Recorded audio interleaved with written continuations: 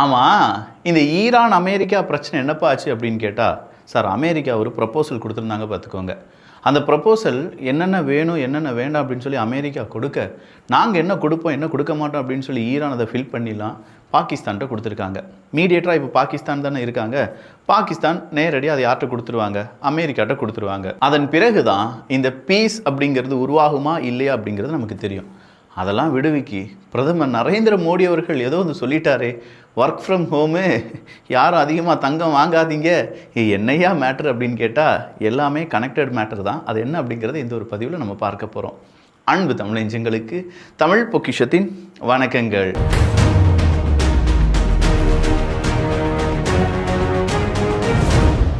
First one piece plan அப்படிங்கிறது தான். இந்த பீஸ் பிளான் அப்படிங்கிறது உருவாகிறதுக்கு அமெரிக்காவும் ஈரானும் மாற்றி மாற்றி லெட்டர் அப்படிங்கிறத அனுப்பிக்கிட்டே இருக்காங்க.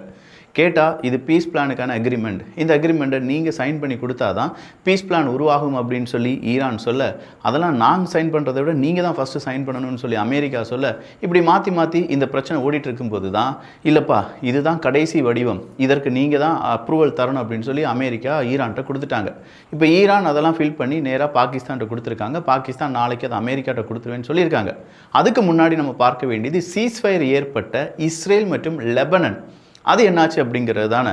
ஏன்னா சீஸ்ஃபயர் 2 வாரங்களுக்கு சீஸ்ஃபயர் எக்ஸ்டெண்ட் பண்ணுறோம், கண்டிப்பாக இஸ்ரேல் வந்து இனிமேல் லெபனன் அடிக்காது, நாங்கள் கேரண்டி கொடுக்குறோம் அப்படின்னு சொல்லிலாம் ட்ரம்ப் அவர்கள் சொன்னார் பார்த்தீங்களா.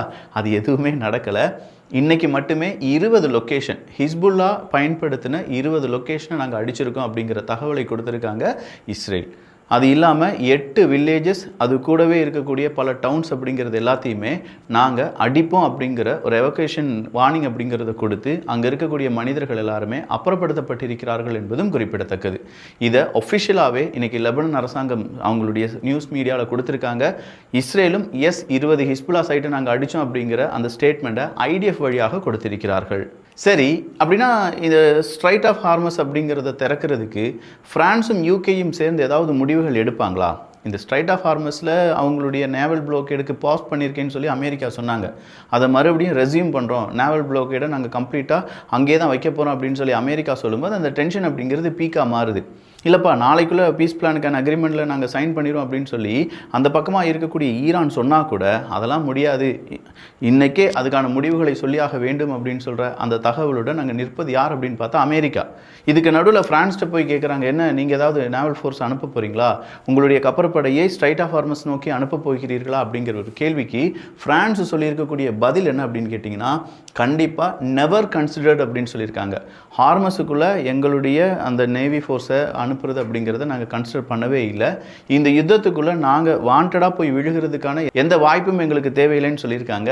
So France UK strait of ஹார்மஸை திறப்பதற்கான இன்டர்நேஷ்னல் லெவலில் ஒரு சம்மிட் நடத்தினாங்களே தவிர ஃபோர்ஸ்ஃபுல்லாக இல்லாட்டி இராணுவத்தை கடற்படையை பயன்படுத்தி அதை திறக்க வைப்பதற்கான முயற்சிகளை 2 நாடுகளும் ஈடுபட போகிறது கிடையாதுன்னு சொல்லிட்டாங்க.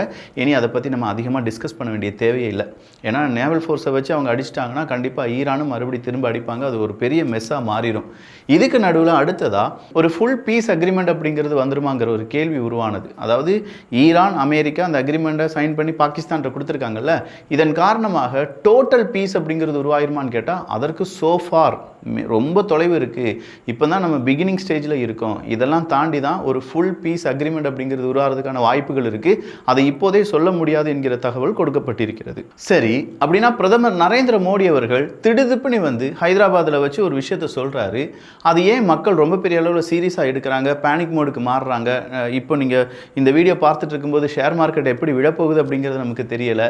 இதற்கான காரணம் என்ன அப்படிங்கிறத கொஞ்சம் கொஞ்சமாக பார்க்கலாம். வர்ற 15ஆம் தேதிக்கு பிறகு பெட்ரோல் டீசல் விலை உயர்வதற்கான வாய்ப்புகள் இருக்குது. இது கிடைச்சிருக்கக்கூடிய சிக்னல் தான், எதுக்கும் கொஞ்சம் சூதானமாக இருந்துக்கோங்க. இப்போ பெட்ரோல் டீசல் விலை கூடுது அப்படின்னா காரணம் என்னவா இருக்குன்னு கேட்டால், இன்டர்நேஷ்னல் லெவலில் ஆயில் அப்படிங்கிறதும் இல்லாட்டி பெட்ரோல் அப்படிங்கிறதும் கேஸ் அப்படிங்கிறதுக்கும் தட்டுப்பாடு அப்படிங்கிறது இருக்குது. நம்ம நாட்டுக்கு மட்டும் கிடையாது, எல்லா நாடுகளுக்கும் இருக்குது. நம்ம நாட்டில் ரொம்ப பெரிய அளவில் நம்ம இதை தடுத்துட்டோம் அப்படின்னாலும் எலெக்ஷன் டைமாக இருந்துச்சு. எலெக்ஷன் டைமில் அதை இன்க்ரீஸ் பண்ணாங்கன்னா கண்டிப்பாக எலெக்ஷன் ரிசல்ட் அதை பாதிக்கும் அப்படிங்கிறதுனால அதை இன்க்ரீஸ் பண்ணாமல் வச்சுருந்தாங்க அப்படின்னு சொல்லி எதிர்க்கட்சிகள் குற்றம் சுமத்தினாலும் இப்போ எலெக்ஷன் ரிசல்ட் எல்லாமே முடிஞ்சிருச்சு.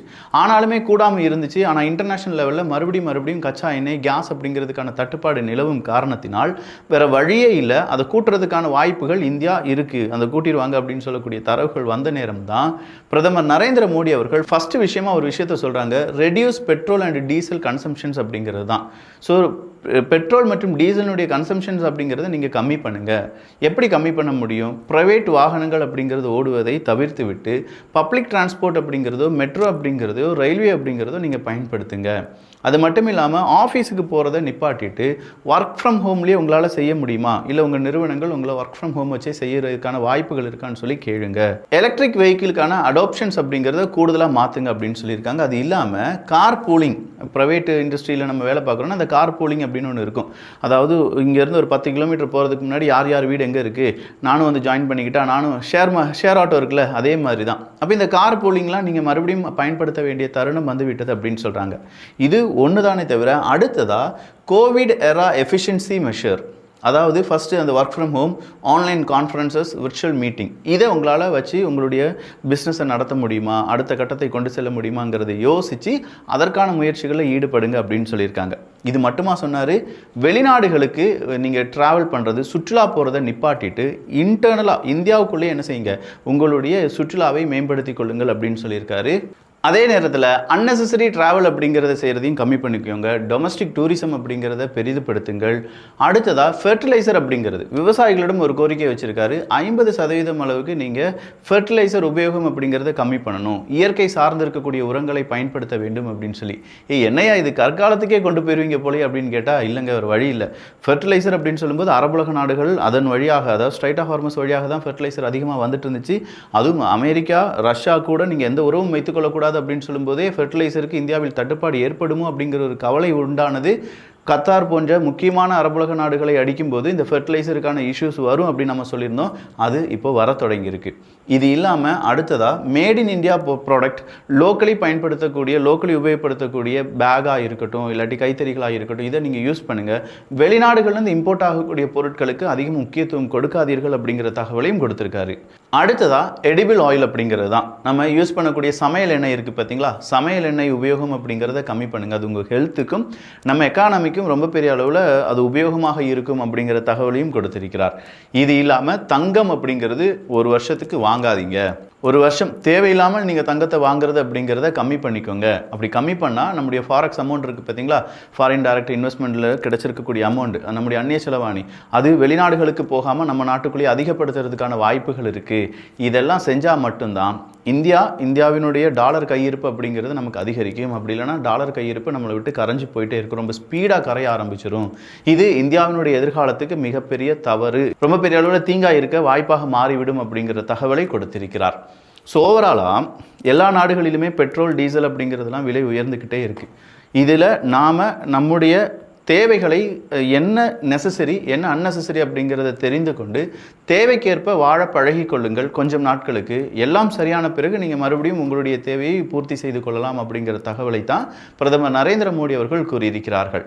பட் இதை எப்படி மக்கள் எடுத்துக்கொள்ள போகிறார்கள் அப்படிங்கிறது தெரியல. என்னையா நான் தங்கம் வாங்குறத பற்றி உனக்கு என்னையா அப்படிங்கிற மாதிரி கேட்டுட்டாங்கன்னா கண்டிப்பாக அதை ஆப்வியஸ்லி கேட்பாங்க. அதுவும் இல்லாமல் ஃபெர்டிலைசர் ஒரு விவசாய பொருள், விவசாயினுடைய ஒரு மிகப்பெரிய அளவுக்கு அவங்க ஈல்டையே இது பாதிக்கலாம். ஸோ அந்த ஈல்டை பாதிக்கக்கூடிய ஒரு விஷயத்தை நீங்கள் செய்யுங்க அப்படின்னு சொல்லும்போது இதற்கான முன்னெச்சரிக்கை நடவடிக்கையில் நீங்கள் என்ன ஈடுபட்டீங்க? இப்போ போர் நடக்க ஆரம்பிச்சிருச்சு, ஒரு 1 இயராக நடந்துட்டுருக்கு, 2 இயராக நடந்துட்டுருக்கு அப்படிங்கிறது. ரஷ்யா உக்ரைன் போர் 4 இயர்ஸாக நடந்துட்டுருக்கு. இந்த ஈரான், இஸ்ரேல் அப்படிங்கிற அந்த அரபுலக நாடுகளுடைய போர் கிட்டத்தட்ட 80-90 நாட்கள், 3 மாதம் 4 மாதம் ஆக போகுது. அப்போ நீங்கள் இதுக்கான முன்னெச்சரிக்கை நடவடிக்கை என்ன செய்தீர்கள் அப்படிங்கிற ஒரு கேள்வியுடன் எதிர்க்கட்சிகள் இதை மிகப்பெரிய அளவில் ட்ரோல் மெட்டீரியலாக மாற்றிட்டு இருக்காங்க. கேட்டால் என்னப்பா தங்கம் வாங்கக்கூடாதுங்கிறாரு, நீங்கள் பாட்டுக்கு சமையல் எண்ணெயை பயன்படுத்துறது கம்மி பண்ணணும்னு சொல்கிறாரு, கொரோனா காலத்தில் டெங்னி மணி அடிச்சிட்டா கொரோனா ஓடிடும் அப்படிங்கிற மாதிரி நாம் இதெல்லாம் செய்கிறது நிப்பாட்டிட்டோன்னா போர் நின்றுருமா அப்படிங்கிற ஒரு கேள்வியுடன் இது மிகப்பெரிய ஒரு பேசு பொருளாக மாறி இருக்கிறது. நம்ம நாட்டில் மட்டும் கிடையாதுங்க, பல இடங்களில் இதே மாதிரி ரேஷன் டைப்புக்கு மாறிட்டாங்க. ஈவன் பாகிஸ்தான்லாம் 1 மாதத்துக்கு முன்னாடியே இந்த விஷயத்தெல்லாம் சொல்லிட்டாங்க. Work from home, lockdown, mini lockdown தான் பாகிஸ்தான்லாம் போட்டிருக்காங்க. அதே மாதிரியான ஒரு லாக்டவுன் செனாரியாவுக்கு தான் நாம் இப்போ தள்ளப்பட்டு கொண்டிருக்கிறோம் என்பதும் குறிப்பிடத்தக்கது. சரி, இப்போ இவ்வளோ விஷயங்கள் நடக்கணும், இப்போ மத்திய கிழக்கு பகுதிகளில் போர் நடக்க வேண்டியதானே அப்படின்னு கேட்டால் போர் கிடையாது. ஆனால் அந்த போரினுடைய ஒரு ஆஃப்டர் எஃபெக்ட்ஸ்னு ஒன்று இருக்குது பார்த்தீங்களா, அதுதான் இந்த பாதிப்பை ஏற்படுத்திட்டு இருக்கு. கத்தாராக இருக்கட்டும், யுனைடெட் அரப் எமிரேட்ஸாக இருக்கட்டும், முந்தா நேற்று வரை அங்கே குண்டுகள் வந்து விழுந்தது. ஈரான் அடித்தாங்க அப்படின்னு சொல்லி யுனைடெட் அரப் எமிரேட்ஸ் சொல்கிறாங்க. யுனைடெட் அரப் எமிரேட்ஸ் வாழ தகுதியற்ற பூமியாக மாற்றப்படும் அப்படின்னு சொல்லக்கூடிய தகவலை பலரும் இங்கே ஈரானுக்கு சம்பந்தப்பட்டவர்கள், ஈரானுக்கு ஆதரவாளர்கள் கூறிக்கொண்டிருக்கிறார்கள். ஸோ இந்த நேரத்தில் இன்னொரு விஷயமும் அமெரிக்காவினுடைய அதிபர் டொனால்டு ட்ரம்ப் அவர்கள், குறிப்பாக பராக் ஒபாமா அவர்களை பற்றி ரொம்ப தரைக்குறைவாக பேசியிருக்கார். ஈரான் வந்து நம்மளை சாதாரணமாக வெயிட் பண்ண வைக்கல, 47 வருஷமாக வெயிட் பண்ண வச்சுக்கிட்டே இருக்காங்க. ஆனால் என்ன, ஒபாமா வந்தார், அவர் ஆசையுடன் ஈரான் மிகப்பெரிய அளவில் பச்சை காகிதங்கள், அவர் டாலர் தான் சொல்கிறார், கிரீன் பக்ஸ் அப்படிங்கிறார், நிறைய பணத்தை ஈரானுடைய தெஹ்ரானுக்கு அனுப்பிவிட்டாங்க. அதை வச்சுக்கிட்டு ஈரானில் இருக்கக்கூடியவங்க என்ன செய்யணும் அப்படிங்கிறதே தெரியாமல் இருந்துச்சு. இந்த முட்டாள்தனமான முடிவுகளால் தான் ஈரான் வளர்ச்சி அடைந்தது, மறுபடியும் ஈரானுக்கு தேவையான விஷயங்கள் கிடைத்தது. அதன் பிறகு தூங்கி கொண்டு இருக்கக்கூடிய ஜோ பைடன் அவர்கள் அதிபராக வந்தார். ஆனால் இதெல்லாம் பார்த்து ஈரான் அங்கே சிரிச்சிட்டு இருந்தாங்க. பட் அவங்களுடைய சிரிப்பு எப்போதுமே நீண்டுட்டு இருக்காது, அவங்களுடைய சிரிப்பு சீக்கிரமாக நிற்கும் அப்படின்னு சொல்லக்கூடிய அவருடைய ட்ரூத் சோஷியல் மீடியாவில் ஒரு போஸ்டர் தூக்கி போட்டிருக்கார். ஸோ ஒரு பக்கம் பேச்சுவார்த்தை, அமைதிக்கான டீல் அப்படிங்கிறத சைன் பண்ணி பாகிஸ்தான்கிட்ட கொடுத்துருக்காங்களா இல்லையா அப்படிங்கிறது தெரியலை. இந்தியா உட்பட பல நாடுகள் அவங்களுடைய நாட்டு மக்களுக்கு எச்சரிக்கை கொடுத்துருக்காங்க, லாக்டவுன் வர்றதுக்கான வாய்ப்புகள் இருக்குது, இல்லை கொரோனாவுக்கு நம்ம எப்படி நம்முடைய சோஷியல் அவேர்னஸ் நம்ம வீட்டிலே இருந்தோமோ அதே மாதிரி இருங்க, பெட்ரோல் டீசல் நீங்கள் கம்மி பண்ணுங்கள், ஒரு வீட்டில் 2-3 கார்களை வெளியில் எடுத்துகிட்டு போகாதீங்க, கார் பூலிங் அப்படிங்கிறதுக்கு ஆதரவு கொடுங்க, மெட்ரோவுக்கு ஆதரவு கொடுங்க, ரயில்வே வழியாக குட்ஸ் அப்படிங்கிறத டிரான்ஸ்போர்ட் பண்ணுங்கள், இப்படிங்கிற பல விஷயங்களை கொடுத்து வரும் நேரத்தில் பேனிக் மோட் அப்படிங்கிறது இப்போ இன்டர்னலாக இந்தியாவுக்குள்ளே சூழ்ந்திருக்கிறது. இதை தாண்டி இன்னைக்கு இனிமேல் நீங்கள் சிரிக்கவே மாட்டீங்க, ஈரான் சிரிப்பதை நாங்கள் நிறுத்தப் போகிறோம் அப்படின்னு சொல்லி அமெரிக்கா சொல்லியிருப்பதும், ஒருவேளை ஈரான் அமெரிக்கா இந்த யுத்தம் அப்படிங்கிறது தொடருமோ, அதனால தான் அந்த செய்திகள் ஏதோ இந்திய அரசாங்கத்துக்கு கிடைச்சிருக்கோ, அதனால தான் முன்னெச்சரிக்கை நடவடிக்கையில் ஈடுபட சொல்கிறாங்களோ அப்படிங்கிற மாதிரியான இந்த கேள்விகள் மனிதர்கள் மத்தியில் இருக்குது. நாளைக்கு காலையில் அப்படி இல்லைனா மதியத்துக்குள் இதற்கான ஒரு அப்டேட் கிடைச்சிடும். ஏன்னா பாகிஸ்தான்ட்டு அந்த லெட்டர் அமெரிக்காவுக்கு கைமாறப்படும். அந்த பீஸ் அக்ரிமெண்ட் ஈரான் என்ன சொல்லியிருக்காங்கிறத பொறுத்து தான் ஈரான் அமெரிக்காவினுடைய போரினுடைய அப்டேட்டை நம்மளால் தீர்மானிக்க முடியும். எது எப்படி இருந்தாலும் பிரதமர் நரேந்திர மோடி அவர்கள் ஏன் இதை சொன்னார், அதுக்கு பின்னணியில் என்ன இருக்குது, உலக அளவில் இது எந்த மாதிரியான இம்பாக்ட் ஏற்படுத்திட்டு இருக்கு அப்படிங்கிற கம்ப்ளீட் விவரத்தை இந்த ஒரு வீடியோவில் பார்த்துருக்கோம். இதே மாதிரி அப் டு டேட்டான இன்ஃபர்மேஷன், வெரிஃபைடு இன்ஃபர்மேஷனை தெரிந்து கொள்வதற்கு தமிழ் பொக்ஷம் சேனலை சப்ஸ்கிரைப் பண்ணிக்கோங்க. நல்லதை பகிர்ந்து நல்ல சமுதாயத்தை உருவாக்குவோம். நன்றி, வணக்கம்.